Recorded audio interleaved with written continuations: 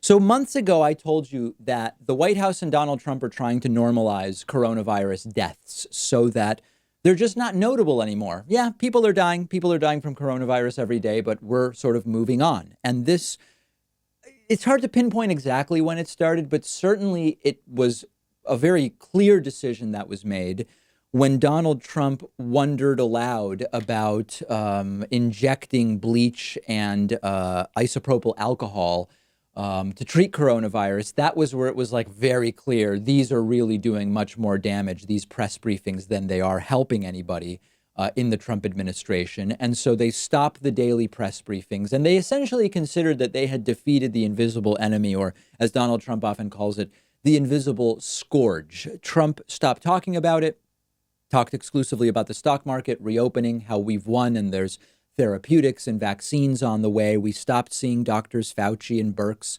on any kind of regular basis, and Trump increasingly distanced himself from the even medical claims that Dr. Fauci would make. And one of the themes of the Trump administration bigger picture has been hypernormalization. And that's exactly what they're trying to do with coronavirus. Hypernormalization is the making normal of things that should not be seen as normal, including the weekly or near daily scandals that we've seen during this administration, the way in which Trump talks to people and uses xenophobic and racist dog whistles and has made fun of and bullied just about everybody.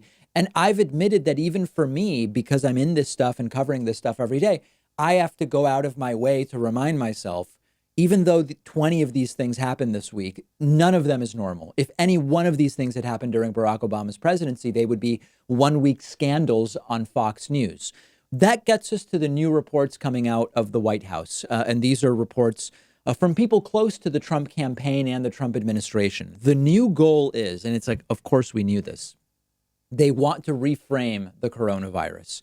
They want to make the exploding number of cases and also the, for now, lower but still significant number of deaths, the new normal. Make people numb to the numbers. If you hear that 400 people died every day, eventually it sort of becomes, I hate to use this analogy, like kids dying of hunger in Africa, right? Eventually it becomes not about the individuals, it becomes a number, and we're sort of used to the number. There's gun violence and people die from gun violence, and we're not going to stop selling people guns, as the gun people have said.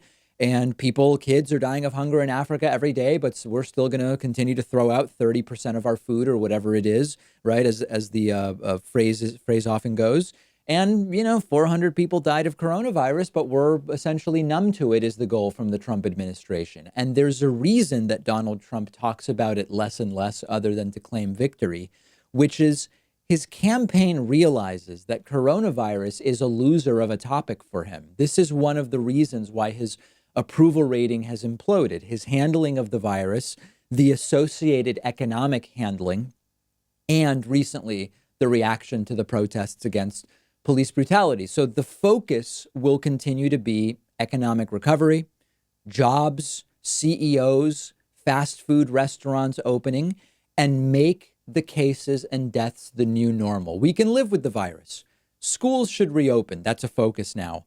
There should be professional sports. We'll have a vaccine any day now. Everybody should just keep doing more and more stuff, even if the case numbers keep increasing, even if we're hitting weekly new case records week in and week out. And if we end up with an escalating death toll that some expect in the next month, I'm going to have a bigger report tomorrow about the increase in cases without yet an increase in deaths, but we may still get that in the next month. Hopefully we won't.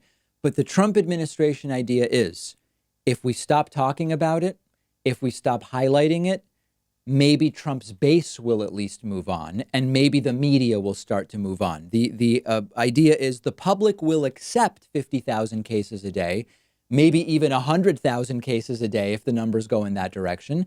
Because eventually there will be a vaccine and a treatment, people will become numb to the numbers, and we've got to keep the economy open. So my message to you is, we can't let them make that the story, right? Trump has failed hugely on the virus.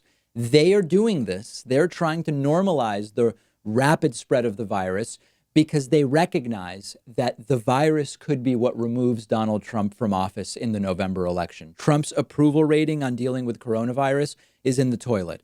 Voters overwhelmingly prefer Joe Biden to Trump in terms of who would Biden better deal with coronavirus than Trump has.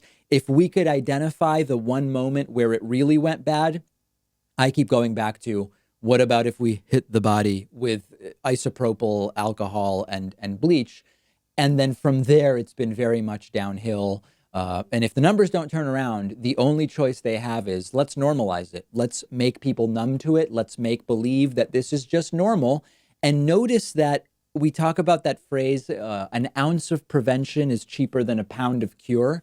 Simply dealing with the virus properly from day one would have been both much simpler and much less costly in terms of money and lives than now trying to lie to people to get them to vote for you. We would have saved lives. We would have almost seen a guaranteed Trump reelection if Trump had handled it well. If Trump had actually dealt with coronavirus starting on January 20th, remember, South Korea got their first case on January 20th. So did we. Maybe because of the time difference, it was the 19th and the 20th, but within hours of each other, South Korea and the U.S. got our first cases. The U.S. had low testing and high spread, whereas South Korea immediately developed a test, contact traced, isolated people. We could have had high testing, lower spread, fewer cases, fewer deaths, and it would be really tough for Joe Biden right now. If Trump had demonstrated leadership by really dealing with the virus, I don't know that Biden's polling plus 12 nationally, if that's the case. Prevention is cheaper than cure. Avoiding the situation getting so bad to begin with would have been way easier than now trying to fix it.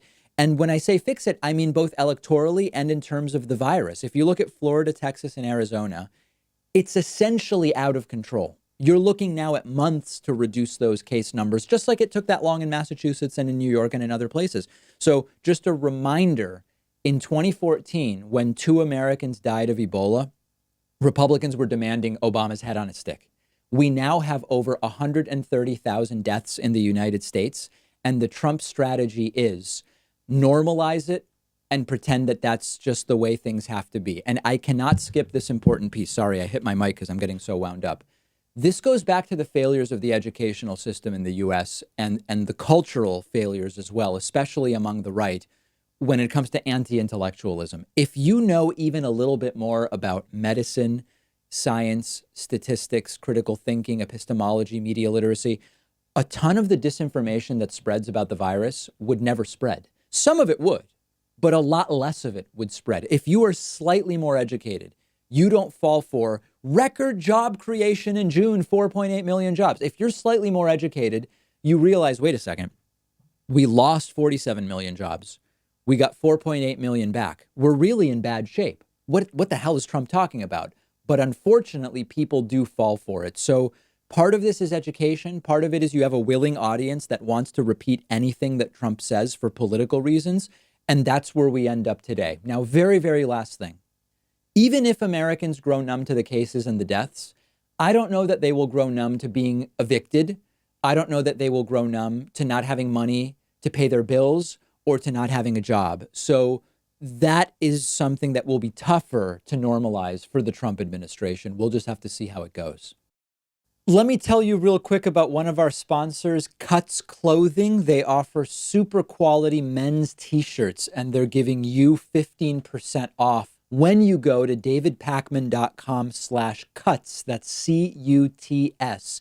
Because solid color t-shirts are a really important staple in pretty much every guy's wardrobe. I think it's really important not to overlook the value of having t-shirts you love wearing. T-shirts from Cuts Clothing have been a game changer for me. And as a company, all they deal with are men's solid color t-shirts. So they actually put a ton of thought into the comfort, the style, the durability of the t-shirts they make.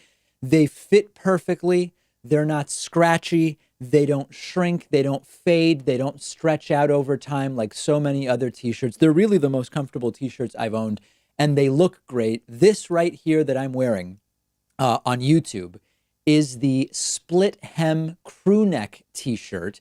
Very soft, fits me perfectly. It's the ideal length. Go take a look at what they offer, and once you have it, you are really going to see and feel the difference. Their slogan is, "It's the only shirt worth wearing." You will see why, and you'll get 15% off when you do it by going to davidpakman.com/cuts. That's davidpakman.com/CUTS.